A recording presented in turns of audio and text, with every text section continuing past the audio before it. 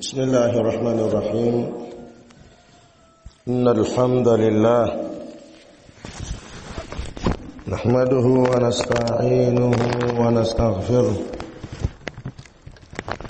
ونعوذ بالله من شرور أنفسنا ومن سيئات أعمالنا. من يهده الله فهو المهتدي ومن يضلل فلن تجد له وليا مرشدا. وأشهد أن لا إله إلا الله وحده لا شريك له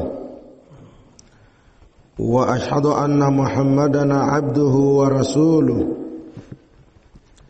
يا أيها الذين آمنوا اتقوا الله حق تقاته ولا تموتن إلا وأنتم مسلمون. يا أيها الناس اتقوا ربكم الذي خلقكم من نفس واحدة وخلق منها زوجها وبث منهما رجالا كثيرا ونساء. واتقوا الله الذي تساءلون به والأرحام إن الله كان عليكم رقيبا.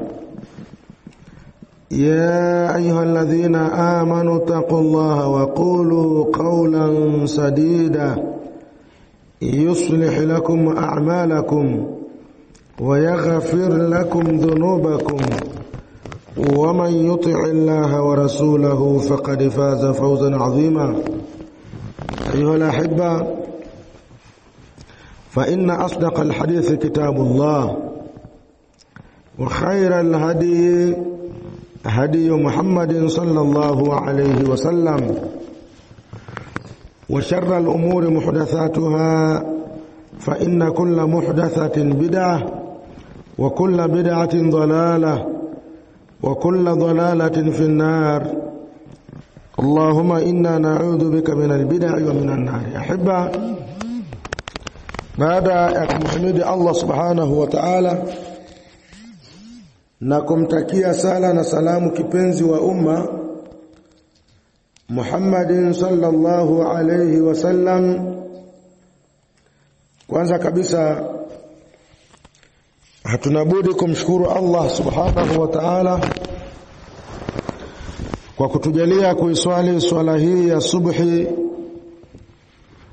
tena kwa jamaa, baada ya kuwa tayari ametuamsha tukiwa tuko salama, kwa sababu kuna wengi walilala wakiwa wako salama lakini hawajaweza kuamka salama. Lakini sisi tumeamshwa na Allah tukiwa tuko salama na tukaweza kuiswali swala ya subhi tena kwa jamaa. Kwa hakika hii ni neema kubwa miongoni mwa neema ambazo tumeneemeshwa na Allah subhanahu wa ta'ala, na Muislamu kutokana na neema hizi unatakiwa kumshukuru Allah subhanahu wa ta'ala. Na unapomshukuru Allah katika neema mbalimbali, Allah anakuzidishia kukupa neema zingine nyingi nyingi. Lakini pia hatuna budi kumshukuru Allah kwa kutujalia kubakia katika kikao hiki cha kheri, kikao ambacho mara nyingi tunasema huwa hakipendwi na nafsi. Nafsi huwa haipendi kusikiliza maneno ya dini. Unapoishinda nafsi yako ukakaa katika vikao kama hivi, wallahi hiyo ni neema, na kwa neema hiyo Muislamu watakiwa kumshukuru Allah subhanahu wa ta'ala. Lakini pia sheitani huwa hapendi kumuona Muislamu anakaa katika vikao vya kheri, lakini anapenda kumuona amekaa katika vikao ambavyo sio vya kheri, na huko utakuta mtu hata kuchoka achoki, kusinzia asinzii, yuko makini katika kikao ambacho hakina maana. Lakini katika vikao kama hivi sheitani huwa anavipiga vita kwa hakika. Wewe unapoishinda nafsi ukamshinda sheitani ukakaa katika vikao kama hivi, hiyo ni neema, na kwa neema hiyo kwa hakika Muislamu unatakiwa kumshukuru Allah subhanahu wa ta'ala. Katika darsa ya jana tulianza kitabu nikahi wa talaqi, mlango au sehemu ambayo inahusiana na masala mazima ya ndoa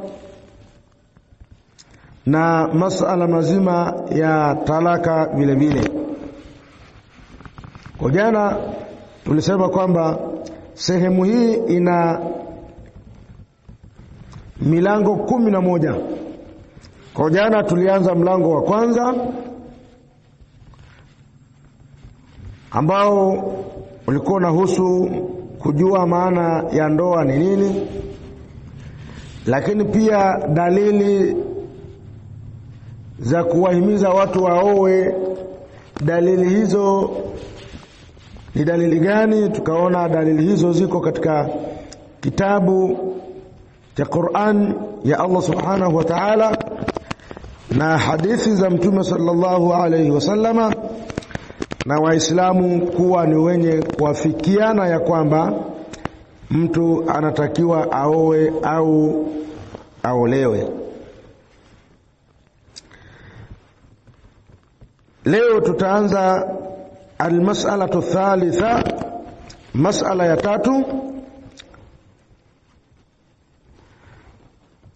ambayo mas'ala haya ya tatu yanahusiana na hukumu nikahi, hukumu sasa ya kuoa,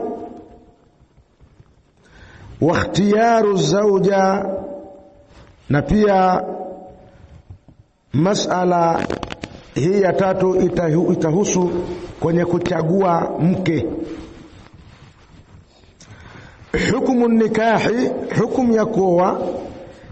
Sheikh anasema yakhtalifu hukumu nikahi min shakhsin li akhar, asema inatofautiana hukumu ya kuoa kwa mtu na kwa mtu mwingine.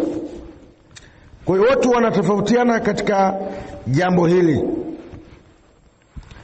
Awalan, kwanza, yakunu wajiban, kuoa kunakuwa ni wajibu idha kana shakhsu, ikiwa mtu yakhafu ala nafsihi, anaiogopea nafsi yake, min alwuqu'i fi zina, kuangukia na kudumbukia katika madhambi ya uzinifu, wa kana qadiran ala takalifi ziwaji wa nafaqatihi, na akawa ana uwezo wa zile gharama za kuolea na matumizi ya kumhudumia mke. Kwa hiyo huyu kwake yeye inakuwa kuoa ni wajibu. Mtu ambaye anaogopa, anachelea kuingia katika zina, na akawa ana uwezo wa kumiliki zile gharama za kuweza kuoa na kuendelea kumhudumia mke kwa kadri atakavyojaliwa na Allah subhanahu wa ta'ala. Si lazima mtu awe na uwezo mkubwa, awe ni tajiri, lakini ana uwezo wa kuweza kumhudumia mke wake. Lianna ziwaja tariqu ifafihi, kwa sababu kuoa ni njia inayompelekea yeye kujizuilia na machafu. Wasawnihi anil wuqu'i fil harami, na ndio kinga yake ya kumkinga asiweze kuingia katika mambo ya haramu. Fa in lam yastati fa alayhi bisawmi, na ikiwa atakuwa hana uwezo wa kumiliki gharama za kuolea, basi anatakiwa ajilazimishe kufunga. Waliyasta'fif hatta yughniyahu Allah, na ajizuilie asiingie katika machafu mpaka Allah atakapomtajirisha, atakapompa uwezo min fadlihi, kutokana na fadhila zake. Kwa hiyo huyo ni mtu wa kwanza ambaye tumesema kwamba ni lazima, ni wajibu kwake yeye kuoa mtu ambaye anachelea, anaogopa kuingia katika madhambi, na akawa ana uwezo wa kumiliki gharama za kuolea, basi huyu kwake yeye ni lazima awe ni mwenye kuoa. Thania, mtu wa pili, yakunu manduban masnunan, ni mtu ambaye kwa kuoa kwake yeye ni sunna. Idha kana shakhsu dha shahwatin, pindi mtu atakapokuwa ana matamanio, wa yamliku mu'natan nikahi, na akawa anamiliki gharama za kuolea, wala yakhafu ala nafsihi az-zina, na wala hachelei, hajiogopei kuingia katika uchafu wa zinaa, huyo kwake yeye ni sunna kuoa. Mtu ambaye ana matamanio na gharama za kuolea pia anazo, na gharama za kumhudumia mke anazo, lakini hana wasiwasi kwamba anaweza akadumbukia katika maasi, anaweza kujimiliki, huyo kwake yeye kuoa ni sunna. Liumumi alayati wal ahadithi alwaridati fil hathi ala ziwaji, kutokana na ujumla wa aya na ujumla wa hadithi ambazo zimepokelewa zikihimiza watu wawe ni wenye kuoa, watarghibi fihi, na kulipendezesha swala hilo. Kuna aya nyingi na hadithi nyingi ambazo zinawataka watu wawe ni wenye kuoa, mtu asikae bila mke. Hiyo ni hukumu ya pili, mtu wa aina ya pili na hukumu yake. Thalitha, hukumu ya tatu, yakunu makruhan, kuoa inakuwa ni karaha, idha kana shakhsu ghaira muhtajin ilayhi, inapokuwa mtu hahitaji yeye kuoa,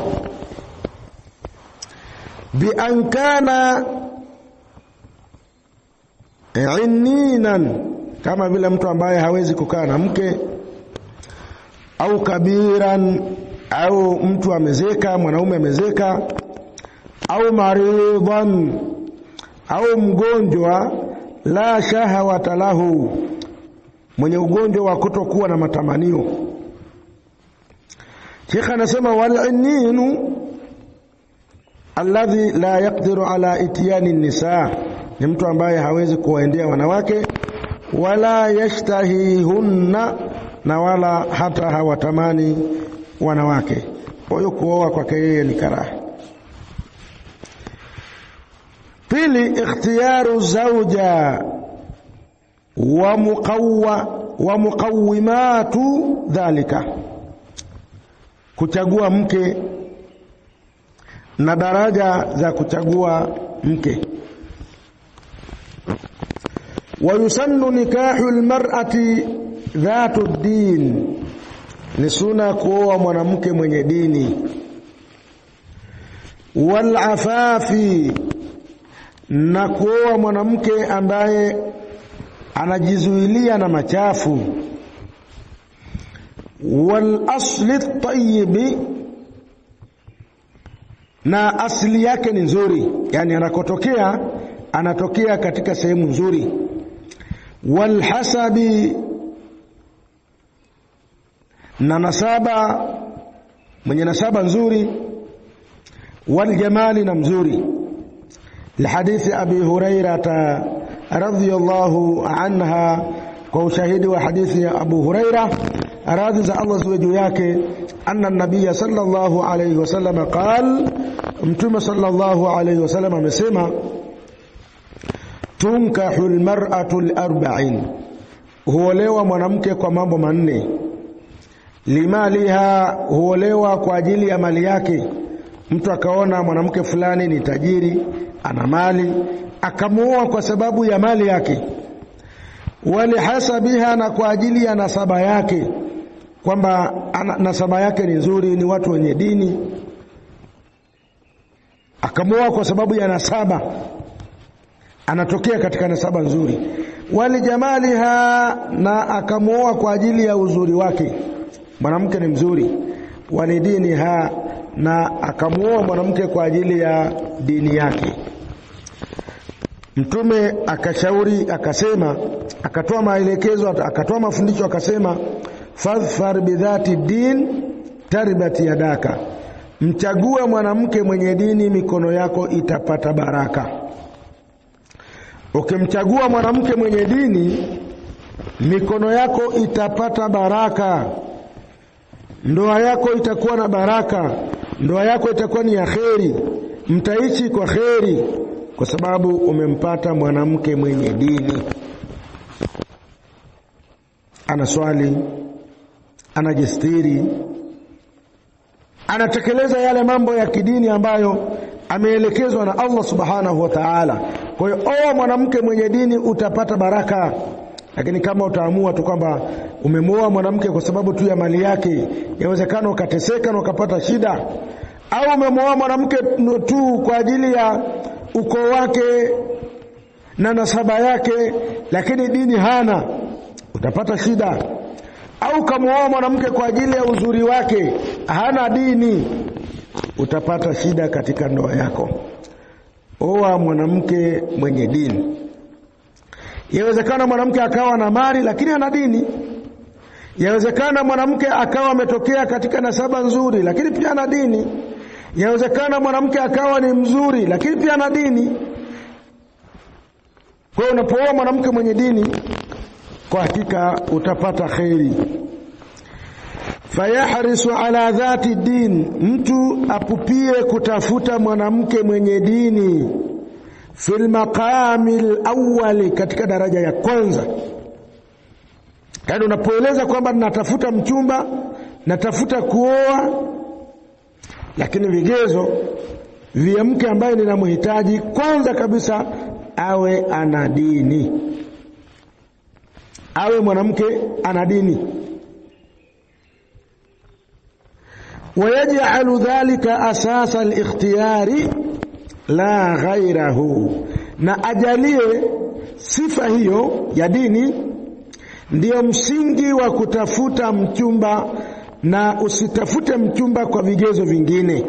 Dini kwanza, kama kuna vingine vifuatie, lakini dini inatakiwa iwe ya kwanza.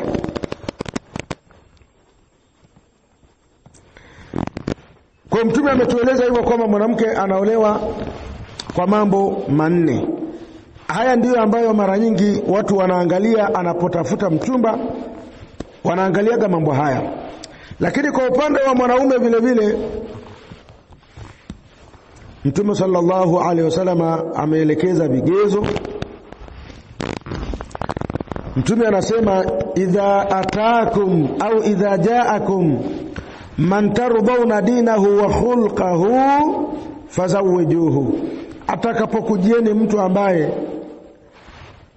mkairidhia dini yake, ana dini, amenyoka katika dini, na mkaridhia tabia yake, ana tabia njema, tabia nzuri, Mtume anasema fazawwijuhu, huyo muozesheni. Mtu mwenye dini, mtu mwenye tabia nzuri, muozesheni. Haya ni maelekezo ya dini ya Allah subhanahu wa ta'ala, ni maelekezo ya Mtume sallallahu alayhi wasallam. Vitu vya kuangalia, vigezo vya kuangalia pale mtu anapoleta posa, unaangalia vitu viwili, ad-dinu wal khulq, dini na tabia. Lakini maelekezo haya ya Mtume sallallahu alayhi wasallama watu hawayafuati pale wanapokuwa wanaijadili posa. Watu wanajadili mambo mengine kabisa. Watu wanaanza kujadili anamiliki nini, ana kitu gani, anafanya kazi gani, ana akaunti benki, anauliza vitu kama hivi. Ana bodaboda. Sasa mnauliza bodaboda, kwani huyu binti anaolewa kwa ajili ya kwenda kuendesha bodaboda? Ana gari, kwani anaolewa kwa ajili ya kwenda kuendesha gari? Yaani haya ndio mambo ambayo watu mara nyingi wanayauliza pale wanapokuwa wanamjadili mtu anapokuwa ameleta posa. Hivyo sio vigezo vya kisheria. La kwanza kabisa, watu wanatakiwa wajadili kunako na dini yake, kunako na tauhidi yake. Tunaposema dini ina mambo mengi. Yawezekana mtu akawa ni Muislamu lakini haswali. Yawezekana mtu akawa ana jina la Kiislamu lakini ni mshirikina. Yawezekana mtu akawa ni Muislamu lakini tabia zake ni mbaya, ana tabia mbovu. Leo ni mara ngapi watu wameangalia hivyo vitu vya kidunia? Mtu amekuja pale ana gari, watu wanakubali haraka haraka. Huyu tena hata msichukue muda jamani, anaweza kubadilisha mawazo, aozeshwe haraka haraka kwa sababu tu amekuja na gari. Siku 2-3 binti anarudishwa nyumbani. Siku 2-3 binti mwenyewe anakuta mazingira kule ni magumu, mazingira mabaya. Inawezekana akakuta mtu ni mlevi, anakunywa pombe. Inawezekana anaenda anakuta mtu ni mwizi, usiku anatoka kwenda kuvunja majumba ya watu, jambazi. Binti anasema siwezi kuishi katika mazingira kama haya, anaondoka. Kwa kigezo kikubwa cha mtu kukubaliwa posa yake ni vigezo vikuu viwili ambavyo vimefundishwa na Mtume sallallahu alaihi wasallama, navyo ni dini na tabia. Kwa hiyo watu wanatakiwa waangalie, wachunguze kunako na dini yake na wachunguze kunako na tabia yake, na vitu vingine si vya msingi sana kuvijadili. Mali ndio wanatafutana kwa ajili ya kwenda kupambana kutafuta hiyo mali. Watajaliwa watapata mali, lakini cha msingi ni kuangalia dini ya yule anayetaka kuoa na kuangalia na tabia yake vile vile. Wakati mwingine unaweza kukuta mtu anaswali kweli, watu wanamuona msikitini anaswali, ana dini, lakini tabia yake ni mbaya. Ana tabia ya kupiga wanawake, ana tabia labda ya uwizi. Sasa huyu hatofaa. Kwa hiyo lazima watu waangalie mambo hayo mawili kwa undani kabisa, wachunguze haraka haraka mambo hayo, kwamba mtu huyu dini yake ikoje na tabia yake ikoje. Nakumbuka zamani watu walikuwa wanafuatilia jambo hili, na ndio maana ndoa zilikuwa zinadumu.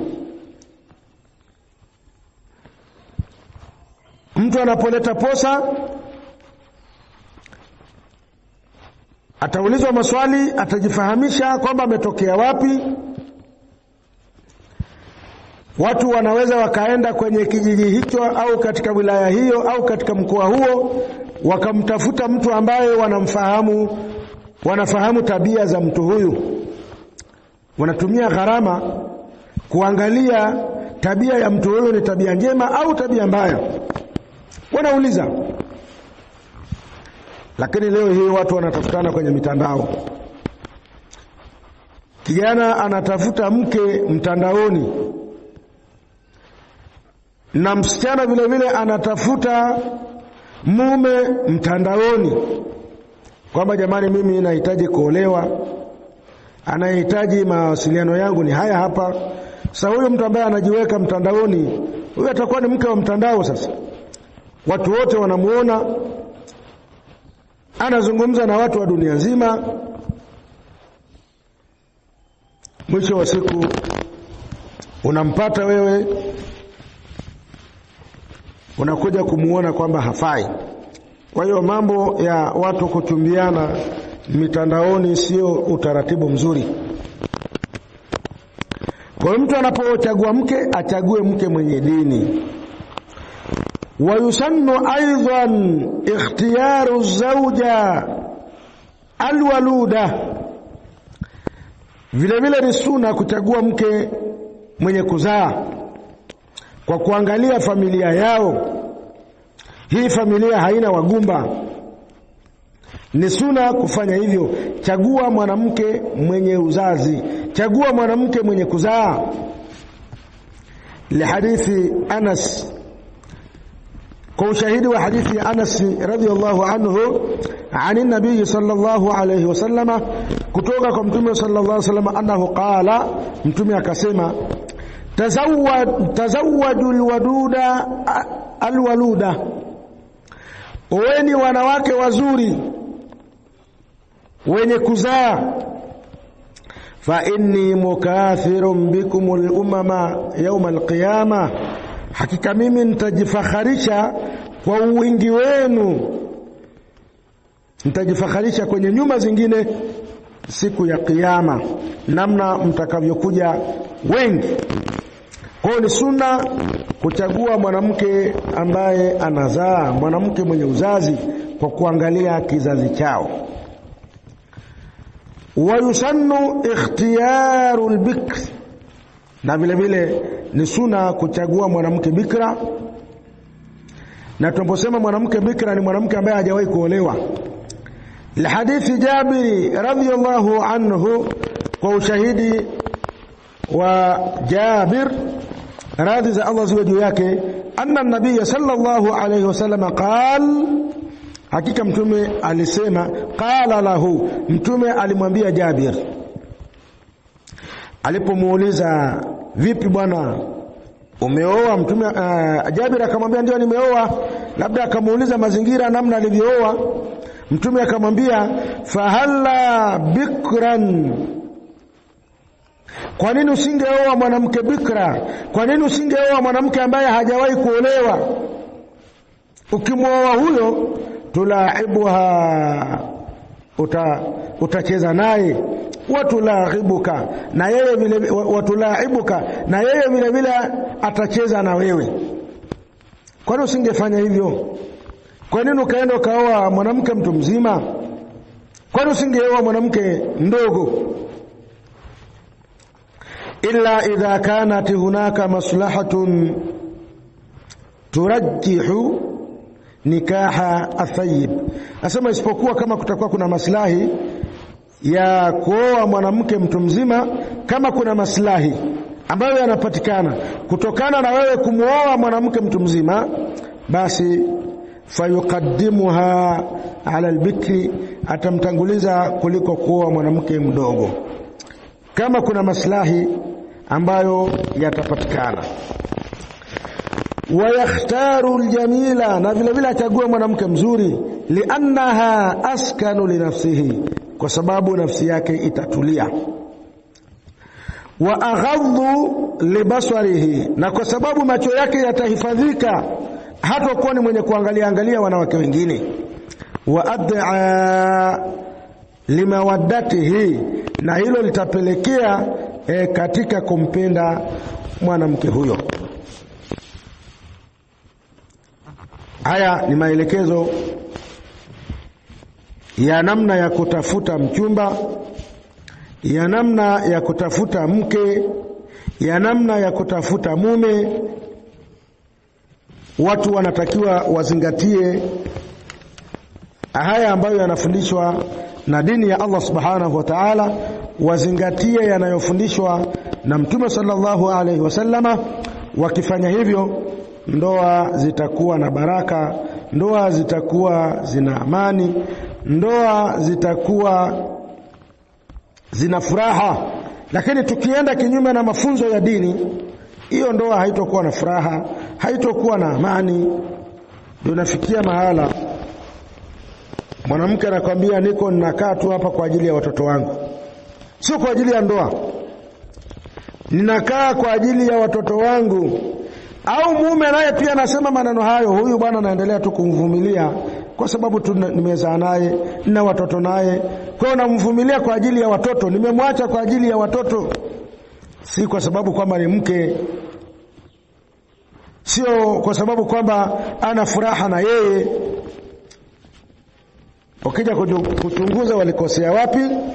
Walikosea katika kutafutana. Ndio maana Waswahili wanasema bora ukosee kujenga kuliko kukosea kuoa. Kujenga utabomoa. Fundi amejenga vibaya, utaibomoa hiyo nyumba. Utaanza moja. Lakini ukikosea kuoa, huwezi kusema ngoja ni bomoe alafu ndio maisha yaendelee. Ukikosea umekosea. Shida utakaoipata,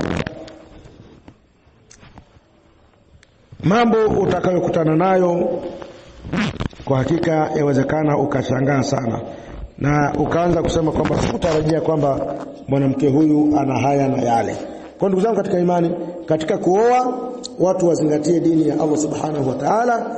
Vigezo vile ambavyo vimewekwa na dini vifuatwe, na vigezo ambavyo havijawekwa na dini watu wasihangaike navyo.